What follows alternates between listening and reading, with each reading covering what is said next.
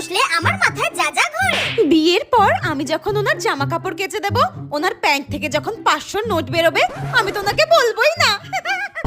বিয়ের পর যখন আমি কোথাও শপিং করতে যাব, কোনো জিনিস যদি 1000 টাকা দাম হয়, আমি তো ওনাকে 5000 টাকা বলবো। টাকাই টাকা হবে। আমি যখন আমার বরের কাছে 10,000 টাকা চাইবো মেকআপের জন্য, আমার বর বলবে কি 10,000 টাকা, এই নাও 1,00,000 টাকা উড়াও। এখন তো আমার বাবা মা আমাকে কোথাও ঘুরতে নিয়ে যায় না, শুধু পড়াশোনাই করতে বলে। বিয়ের পর আমার বর আমাকে সিমলা, কাশ্মীর, মানালি, মেঘালয়, কেদারনাথ সব জায়গায়, এটা কি করে ফেললাম, যাই হোক সব জায়গায় ঘুরতে নিয়ে যাবে। আমার তো ভাবলেই এখন থেকে কি মজা হচ্ছে। তাহলে আমি এত পড়াশোনা করে কি করব? ধুর, এসব বই খাতা নিয়ে কোনো লাভ নেই। আমার তো বিয়ের পরই সুখের জীবন। আচ্ছা, আগেকার দিনের মতো কি আমাকেও সবসময় ঘোমটা দিয়ে থাকতে হবে?